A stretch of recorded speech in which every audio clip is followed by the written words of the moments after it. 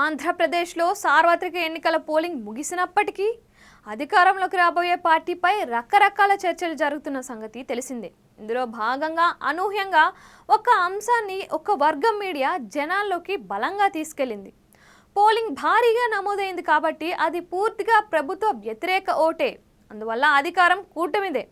చరిత్రలో ఇందుకు ఎన్నో ఉదాహరణలు ఉన్నాయంటూ బలంగా ప్రచారం తెరపైకి తెచ్చింది.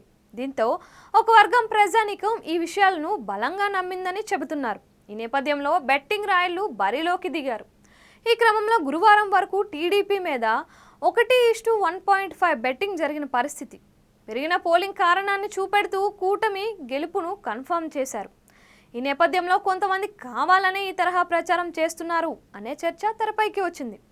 కట్ చేస్తే గురువారం ఒక్కసారిగా పరిస్థితి మారిపోయిందని తెలుస్తుంది. ఐపాక్ టీంని కలిసిన తరువాత జగన్ పూర్తిగా ధీమా వ్యక్తం చేయడం, టీడీపీ అధినేత మహానాడుని వాయిదా వేయడము కారణం ఏదైనప్పటికీ గత 24 గంటల నుంచి వైసీపీ అధికారంలోకి రాబోతుంది అంటూ బెట్టింగ్ పెట్టేవాళ్ళు ఎక్కువ అయిపోయారు. ఇప్పుడు ఏపీలో ఇదే హాట్ టాపిక్గా మారింది. పోలింగ్ ముగిసినప్పటి నుంచి కూటమి గెలుస్తుందంటూ బెట్టింగ్లు ఎక్కువగా సాగగా గత 24 గంటల నుంచి వేవ్ మొత్తం మారింది అంటున్నారు. గతంలో లగడపాటి మాటలు నమ్మి మునిగిపోయాము, ఈసారి ఓటింగ్ పెద్ద ఎత్తున జరిగింది కాబట్టి అది ప్రభుత్వ వ్యతిరేకత ఓటు అని మాటలు నమ్మి మరోసారి మోసపోలేము అనే కనువిప్పు బెట్టింగ్ రాయల్లో కలిగింది అని చెబుతున్నారు. పైగా పెరిగిన ఓటింగ్ శాతం ప్రభుత్వ వ్యతిరేకత ఓటు అని చెప్పలేమని, పథకాలు పోకూడదంటే జగన్నే గెలిపించుకోవాలనే ఉద్దేశంతో అది ప్రభుత్వ అనుకూల ఓటు కూడా అయి ఉండొచ్చు అని చెబుతున్నారు. ప్రధానంగా పెన్షన్ తీసుకుంటున్న వృద్ధులు, సంక్షేమ పథకాలు తీసుకుంటున్న మహిళలు పెద్ద ఎత్తున పోలింగ్కు హాజరవడం అనేది ప్రో గవర్నమెంట్ ఓటింగ్ అని విశ్లేషణలు తెరపైకి వచ్చాయి.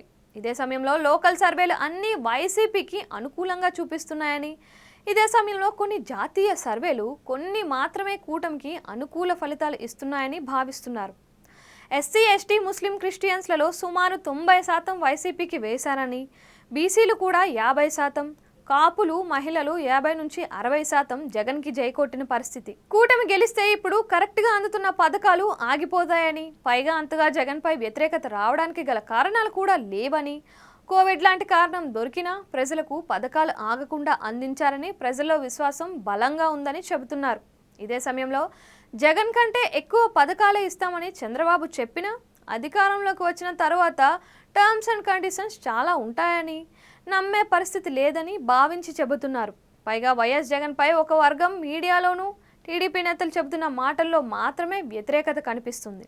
గ్రౌండ్ లెవెల్లో మాత్రం వీరు చెబుతున్నంతగా ప్రచారం చేస్తున్నంతగా అయితే వ్యతిరేకత లేదని వినిపిస్తోంది. దీంతో మరోసారి ఏపీలో ఫ్యాన్ గుక్క పట్టి తిరగడం కన్ఫామ్ అనే చర్చ ఒక్కసారిగా మొదలవడంతో బెట్టింగ్ రాయల ఆలోచన సరళి కూడా మారిందని, ఫలితంగా వైసీపీ గెలుస్తుందంటూ బెట్టింగ్ చేసే వారి సంఖ్య బాగా పెరుగుతుందని చెబుతున్నారు.